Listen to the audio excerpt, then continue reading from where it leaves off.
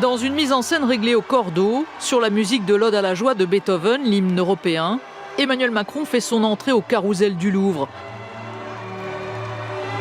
Alors que la foule l'attend depuis plusieurs heures, il monte sur l'estrade qui domine les Tuileries.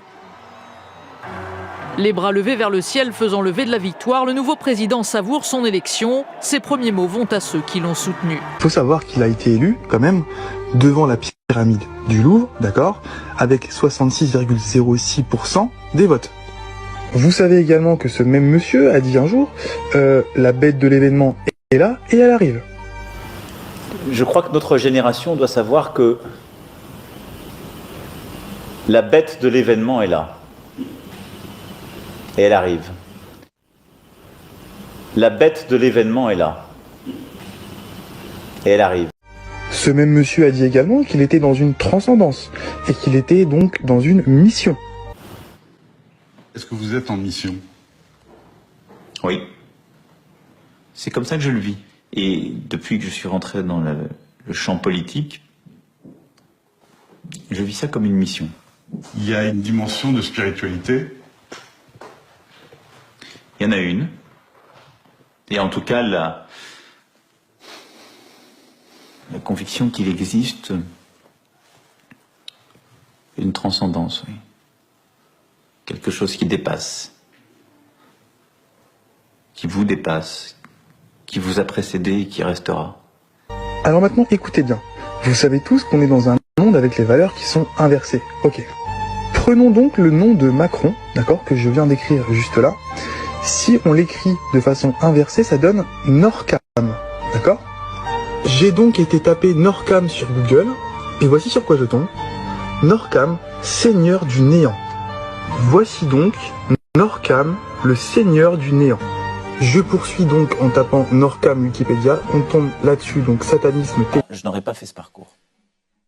Mais c'était pas une critique non, personnelle. mais je dis c'est important parce que si je n'étais que la cupidité, je n'aurais pas choisi de quitter la banque d'affaires. Ou alors je serais un être extrêmement complexe, voire pervers. C'était étonnant comment vous dites ça, franchement. Un être extrêmement complexe, voire pervers. C'était étonnant comment vous dites ça, franchement. Théiste, donc le satanisme classique, donc satanisme théiste, satanisme traditionnel ou encore satanisme spirituel, est un culte qui vénère Satan en tant que Dieu. Ok? Voilà, je pense que les choses sont assez claires pour ceux qui avaient encore des doutes. Dans le viseur du chef de l'État, l'islamisme radical. Ce à quoi nous devons nous attaquer, c'est le séparatisme islamiste. Il y a, dans cet islamisme radical, puisque c'est le cœur du sujet, abordons-le et nommons-le, une volonté revendiquée, affichée, une organisation méthodique pour contrevenir aux lois de la République et créer un ordre parallèle. Un projet de contre-société, selon le président français, qu'il faut endiguer grâce à un projet de loi présenté le 9 décembre en Conseil des ministres.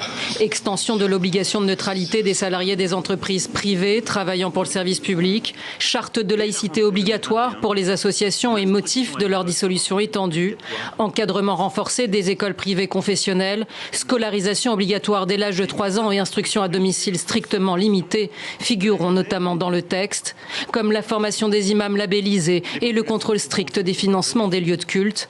L'objectif, construire un islam des Lumières. Le discours islamophobe existe toujours et il est de plus en plus banalisé. Leur donner le choix entre l'islam et ce voile. Ça n'est pas conforme à la civilité. Lié à l'islam, à l'islamisme, problème de l'islam, de la terreur islamique. Il y a un problème dans l'islam. En 2018 comme depuis 2003, les femmes qui portent un foulard subissent une pression psychologique et sont exposées à des agressions physiques. Les femmes politiques. Rejoignez le CCIF, parce qu'ensemble, nous sommes plus forts. Douce France.